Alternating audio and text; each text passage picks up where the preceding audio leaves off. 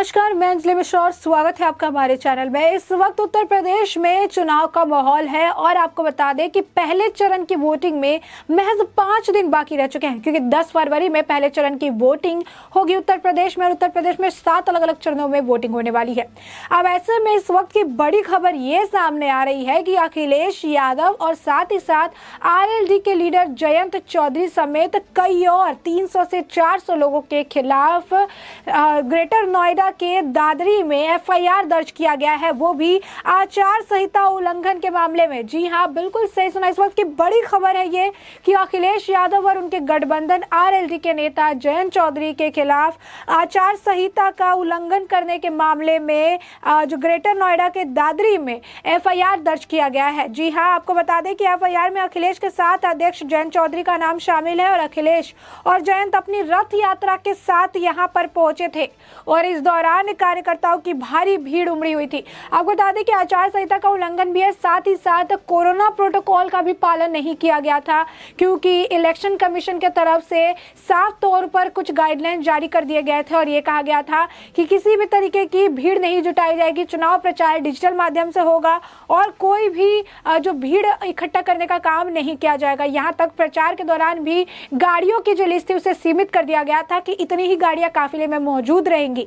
इसके बावजूद अखिलेश यादव कहिए, समाजवादी पार्टी कहिए, वो लगातार चुनाव प्रचार भी कर रही हैं और साथ ही साथ भीड़ जुटाती हुई भी नजर आई। वर्चुअल मीटिंग के माध्यम से शक्ति प्रदर्शन करना अखिलेश यादव ने दिखाया ही था कि किस तरीके से करते हैं। कहा कि वर्चुअल मीटिंग का उन्हें मतलब नहीं पता और एक बार फिर से अपनी गलती दोहराते नजर आया। आखिर क्या किया है उन्होंने इस बार, जिसके वजह से इस बार उनके खिलाफ, जयंत चौधरी के खिलाफ एफआईआर दर्ज हुआ है, इसके बारे में जरा आपको विस्तार से बता देते हैं। दरअसल गुरुवार को अखिलेश और जयंत अपनी रथ यात्रा के साथ ग्रेटर नोएडा पहुंचे थे।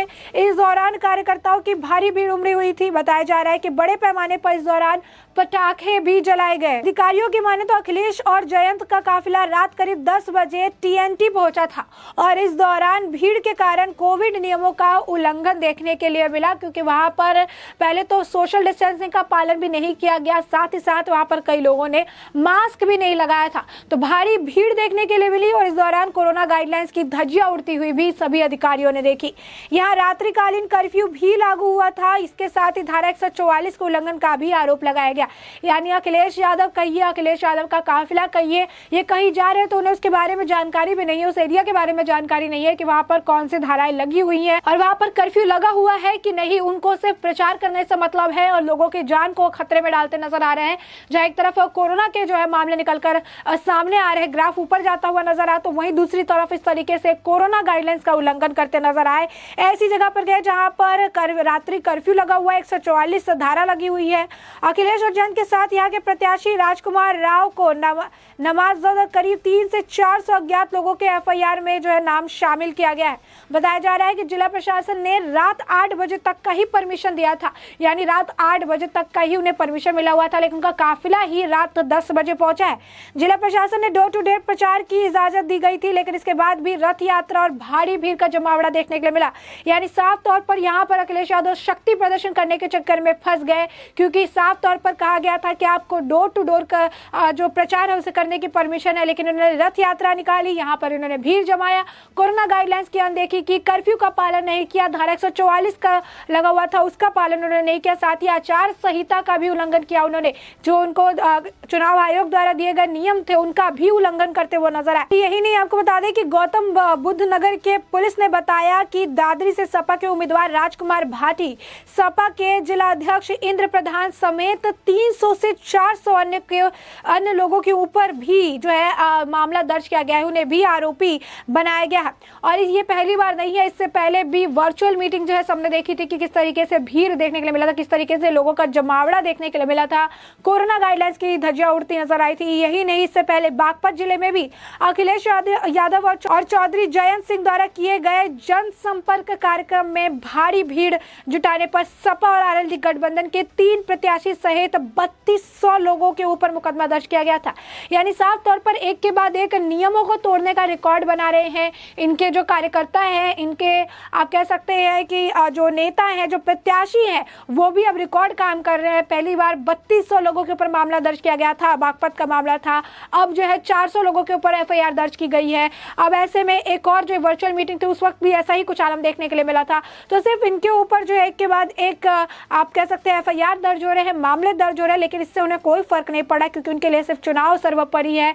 ना लोगों न जनता की बात करते हैं और जनता के हेल्थ से खिलवाड़ करते नजर आते हैं, जनता की बात करते हैं और कोरोना को सीरियस लेते नहीं नजर आ रहे हैं, जनता की बात करते हैं और कोरोना गाइडलाइंस का उल्लंघन करते नजर आते हैं, जनता की बात करते हैं और भीड़ इकट्ठा करके वहां पर कोरोना संक्रमण को बढ़ाने का काम करते हैं। तो ये अखिलेश यादव है जो चुनाव प्रचार करने के लिए किसी हद तक जा सकते हैं, चुनाव प्रचार करने के लिए कोरोना गाइडलाइंस का ये चुनाव जो आचार संहिता है सभी का उल्लंघन करने के लिए तैयार है।